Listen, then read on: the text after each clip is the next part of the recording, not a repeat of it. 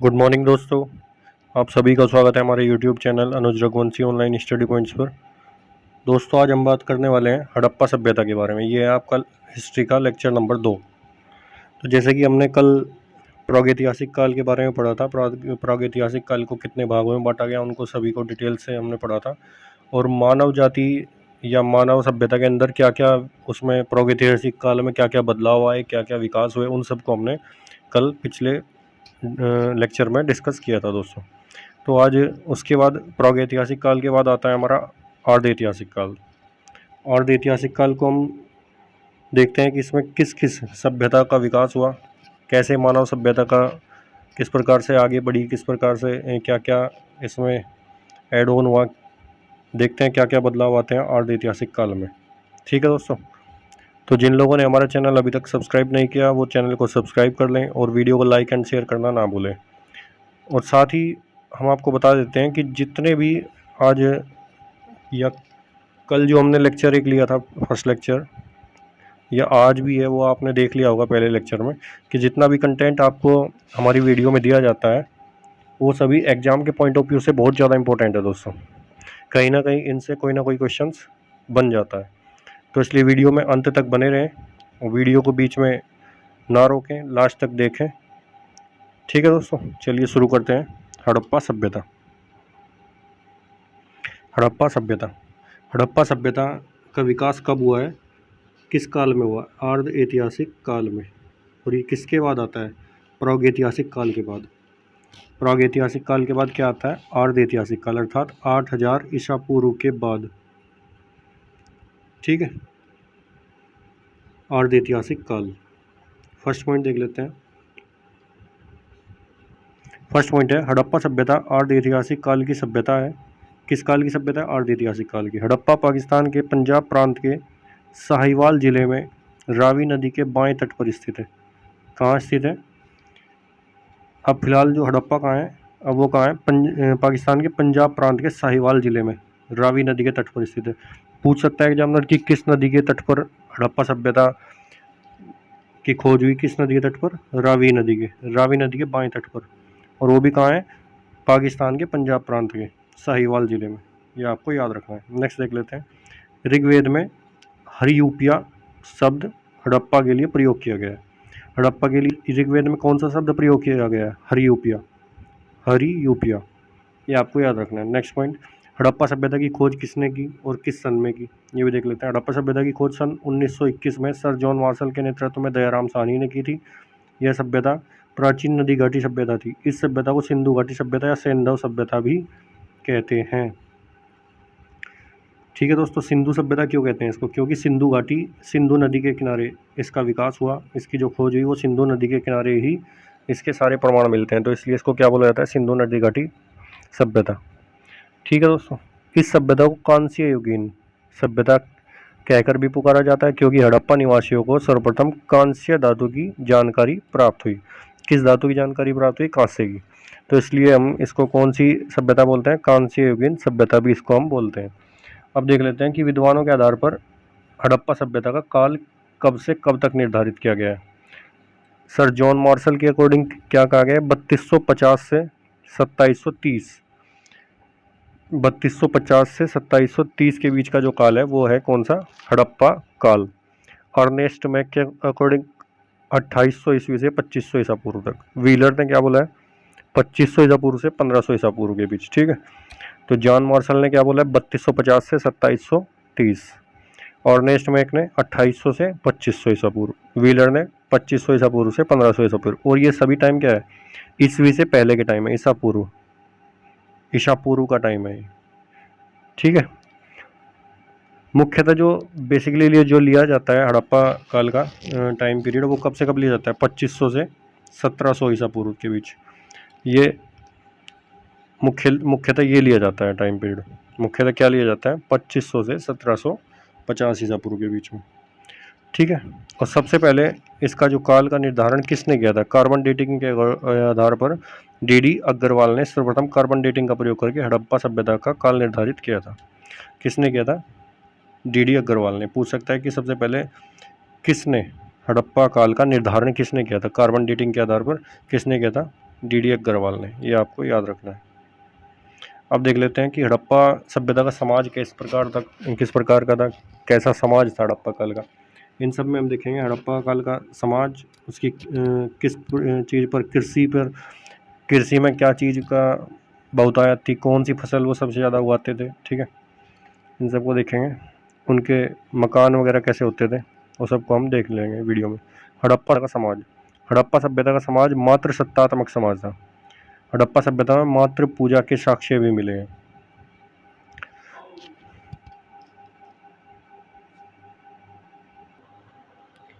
तो अब बात करते हैं हम हड़प्पा सभ्यता के समाज के बारे में। फर्स्ट पॉइंट देख लेते हैं, हड़प्पा सभ्यता का समाज मातृ सत्तात्मक समाज था। कैसा समाज था? मातृ सत्तात्मक, अर्थात जो परिवार में जो सत्ता थी वो किसकी थी? माता की, ठीक है, माता को प्राथमिकता दी जाती थी। जैसे अब पितृसत्तात्मक समाज है, लेकिन उस समय पर हमारा समाज कैसा था? मातृ सत्तात्मक समाज। हड़प्पा सभ्यता में मातृ पूजा के साक्ष्य भी मिले हैं। बेलन घाटी के लोधा नाली से जो मातृ पूजा के जो साक्ष्य मिले हैं, मूर्तियाँ मिली हैं, वो मिली हैं, ठीक है दोस्तों।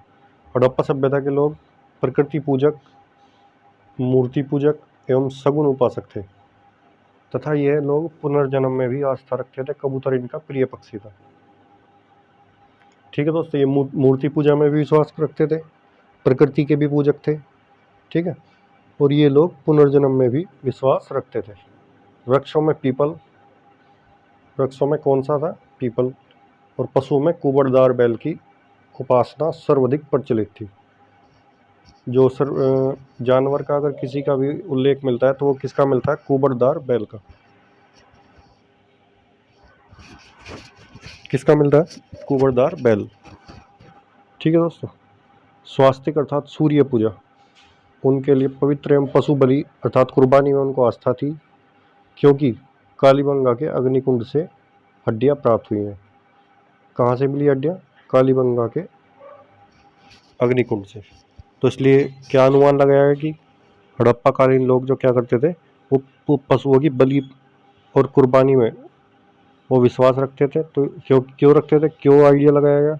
क्योंकि कालीबंगा के जो अग्निकुंड से हड्डियों की प्राप्ति हुई है।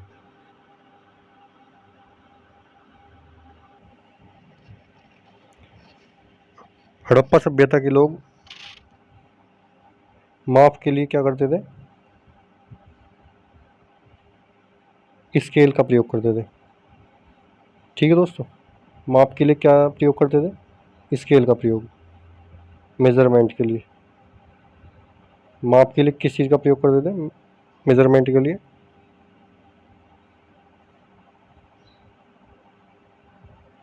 स्केल, स्केल का प्रयोग करते थे, जो हाथी दांत तथा तांबे का बना होता था।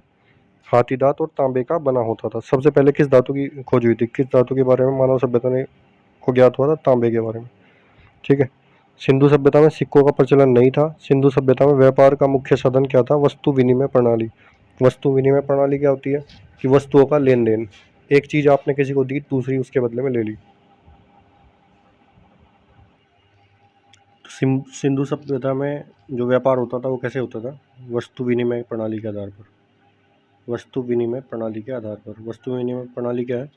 वस्तु विनिमय प्रणाली, वस्तु विनिमय प्रणाली क्या है? कि एक वस्तु को आप किसी चीज़ को किसी को देते हो तो उसके बदले में कोई चीज़ वापस लेनी, ठीक है, ये है वस्तु विनिमय। तब सिक्कों का प्रचलन या नोटों का प्रचलन नहीं था। इसी के आधार पर क्या होता था? व्यापार। नहीं, हड़प्पा के में तौल के लिए 16 और उसकी गुणांक अंकों का प्रयोग करते थे। हड़प्पा वासियों के बाँट कैसे थे? घनाकार। कैसे थे बाँट? थे घनाकार, ठीक है दोस्तों। हड़प्पा सभ्यता के भवन, उनकी नगरीय व्यवस्था कैसी थी, ये देख लेते हैं कि हड़प्पा सभ्यता के लोगों की नगरीय व्यवस्था कैसी थी।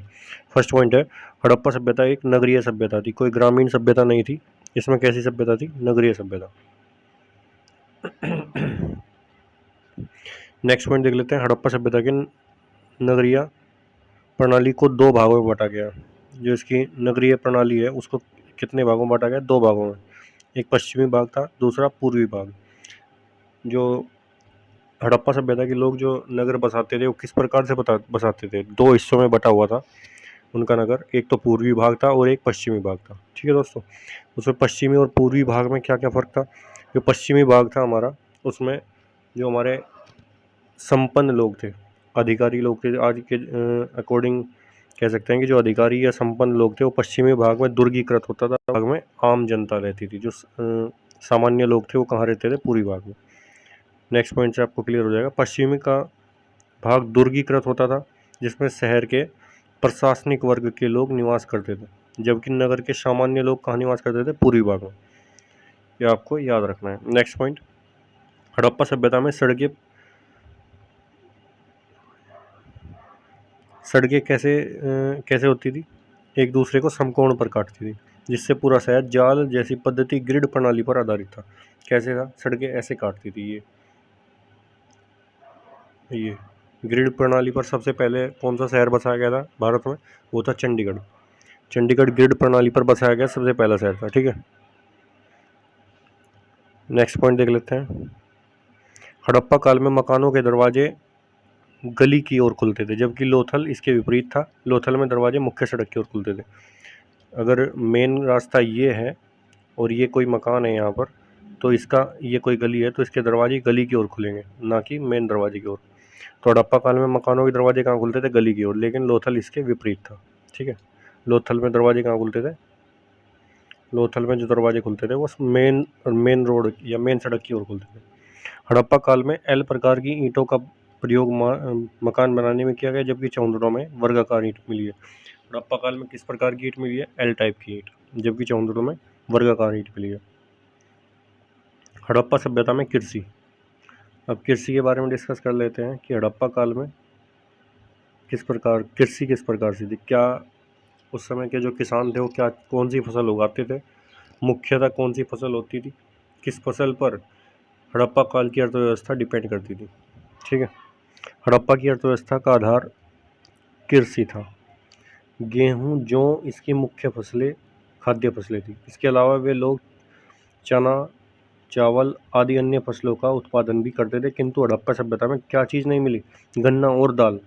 गन्ना और दाल के प्रमाण हड़प्पा सभ्यता में नहीं पाए जाते हैं। मुख्यतः कौन सी चीज़ उगाते थे, जौ और गेहूँ। गेहूँ और जौ की उनकी मुख्य खाद्य फसलें थी। इसके अलावा वो लोग चावल, चना आदि का भी उत्पादन करते थे, लेकिन दाल और गन्ने का प्रमाण हड़प्पा सभ्यता में नहीं मिलता है। नेक्स्ट पॉइंट, लोथल से धान का साक्ष्य मिला है। सिंधु सभ्यता के लोगों ने कपास की खेती प्रारंभ की थी। सिंधु सभ्यता एवं उसकी सहायक नदी घाटियों में कपास का सर्वाधिक उत्पादन होता था। सैंधव लोगों का मुख्य उद्योग क्या था, कपड़ा उद्योग, जबकि इसका दूसरा मुख्य उद्योग क्या था, ईंट निर्माण। प्रथम मुख्य उद्योग कौन सा था, कपड़े का निर्माण करना। ये कपड़े का निर्माण करते थे, उसका व्यापार करते थे कपड़े का। और दूसरा मुख्य उद्योग क्या था, ईंट का निर्माण करना। और हड़प्पा सभ्यता किस प्रकार की ईंट मिली है, एल टाइप की, चौंधड़ों से वर्गाकार ईंट मिली है। हड़प्पा सभ्यता में कुबड़दार बैल का प्रचलन काफ़ी अधिक था, जबकि गाय तथा घोड़ों के संबंध में कोई प्रमाण नहीं मिलता है। हड़प्पा सभ्यता में गाय और घोड़े का कोई प्रमाण नहीं मिलता, जबकि हड़प्पा सभ्यता में कुबड़दार बैल का प्रचलन काफ़ी अधिक था। ठीक है दोस्तों, सुरकोतड़ा से घोड़े की हड्डी के प्रमाण, कालीबंगा से ऊँट की हड्डी, जबकि हड़प्पा से गधे की हड्डी एक कब्र में पाई गई है। हड़प्पा सभ्यता जो थी, जहाँ उसकी खुदाई की गई है वहाँ से क्या मिला है, गधे की हड्डी के प्रमाण मिले हैं, जबकि सुरकोतड़ा से घोड़े की हड्डी का, कालीबंगा से ऊँट की हड्डी के प्रमाण मिले हैं। ये आपको ना याद रखना है, इम्पोर्टेंट पॉइंट है। नेक्स्ट है, हड़प्पा से और क्या मिला है। हड़प्पा से एक टीले पर अनाज पीसने, अन्नागार क्या होता है, जिसमें अनाज इकट्ठा करके रखा जाता है, अनाज का जिसमें संग्रह करके रखा जाता है, उसको क्या बोला गया, अन्नागार। अनाज पीसने के 18 वर्ताकार चबूतरे, 15 श्रमिक आवास कितने मिले हैं, 15 श्रमिक आवास मिले हैं, 18 वर्ताकार चबूतरे मिले हैं अनाज पीसने के। ठीक है, ईंट पकाने की भट्टियाँ मिली हैं, धातु गलाने का मूसा प्राप्त हुआ है, जिसमें धातु गलाते थे। इसका मतलब ये है कि हड़प्पाकालीन सभ्यता में धातुओं का भी मुख्यतः उनको ज्ञान था, धातु के बारे में। वो ईंटें मुख्यतः बनाते थे। ईंट का एक उनका मुख्य उद्योग था। ठीक है, तो ईंट पकाने की भट्टियाँ मिली हैं, धातु गलाने का मूसा प्राप्त हुआ है और श्रमिक आवास मिले हैं, और अनाज पीसने के 18 वर्ताकार चबूतरे तथा अन्नागार, जिसमें अन्न इकट्ठा करके संग्रह करके रखा जाता था, वो सब प्राप्त हुए हैं। हड़प्पा से वृषभदेव की मूर्ति मिली है। वृषभदेव की मूर्ति मिली। वृषभदेव अर्थात वृषभ क्या है? बैल। बैल की मूर्ति कहाँ से मिली है? हड़प्पा काल से। हड़प्पा से काले पत्थर से निर्मित नटराज की मूर्ति और नृत्यांगना की मूर्ति मिली है। नृत्यांगना क्या है? जिसमें कोई महिला नृत्य करती हुई दिखाई गई हो, उसको क्या बोला गया? नृत्यांगना।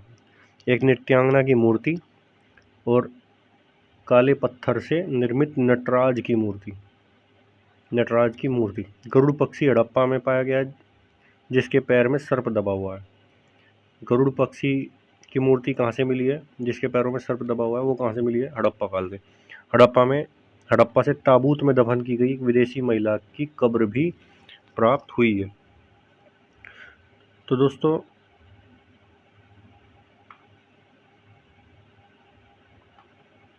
ये तो था हड़प्पा काल के बारे में। ठीक है, हड़प्पा से संबंधित जितने इंपॉर्टेंट क्वेश्चन या जितने इंपॉर्टेंट पॉइंट बन सकते थे वो सभी हमने आपको इस वीडियो में डिस्कस किए हैं। हड़प्पा सभ्यता का काल कब से कब तक का था, उसका समाज कैसा था, सभ्यताएं कैसी थी उसकी, ठीक है, वो किस प्रकार से रहते थे, उनका भवन निर्माण या फिर उनके नगरीय व्यवस्था कैसी थी, वो सब हमने डिस्कस किया है।